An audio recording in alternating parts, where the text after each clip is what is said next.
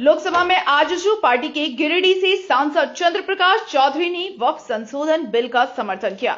आज रांची स्थित पार्टी के केंद्रीय कार्यालय में सुप्रीमो सुदेश महतो और महासचिव हसन अंसारी ने पार्टी के इस फैसले की वजह को मीडिया के सामने रखा।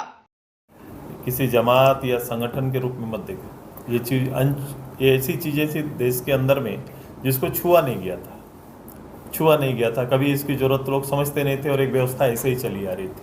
आज व्यवस्था में भागीदारी की बात कर रहे हैं, हम लोग भागीदारी की बात कर रहे हैं। बेसिकली पहल है कि भागीदारी हो, हिस्सेदारी हो और एक कॉमन लोग, एक साधारण समाज के, उसी समाज के लोगों की हिस्सेदारी वहाँ बढ़े, ये बात को महिलाओं की भागीदारी बढ़े और न्यायिक रूप से चीज़ें पूरी प्रक्रिया के अंदर रहे।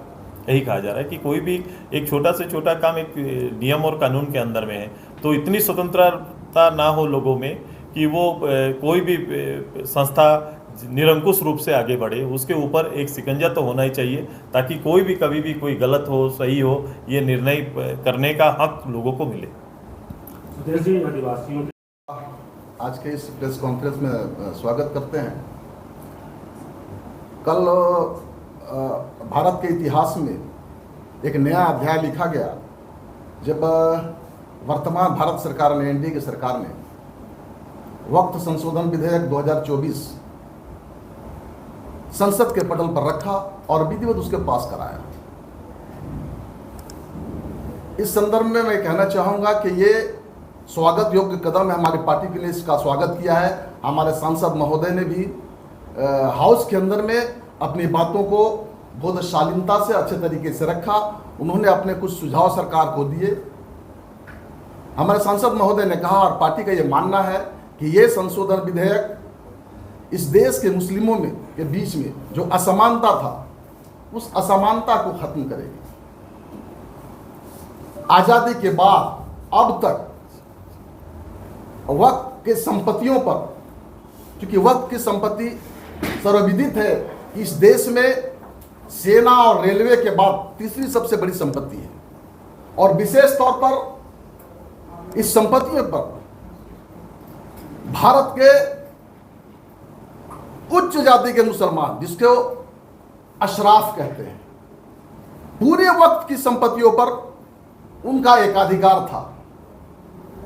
यह संशोधन विधेयक उनके इस एकाधिकार को खत्म करेगा और इसमें अजलाफ या जिसे हम पसमानदा मुसलमान कहते हैं उनको भी सहभागिता सुनिश्चित करेगा। हमने ये मांग किया कल के अपने अभिभाषण में कि महिलाओं को वक्फ बोर्ड में 1/3 सदस्य का मनोनयन सरकार करे ताकि महिलाओं का उचित भागीदारी सुनिश्चित हो और जिसमें 1/3 में कम से कम एक अजलाफ मुसलमान महिला होनी चाहिए, माने पिछड़ी जाति की मुसलमान होनी चाहिए। पार्टी का यह मानना है कि वक्फ संशोधन विधेयक का मुख्य उद्देश्य लूट की छूट को बंद करना है।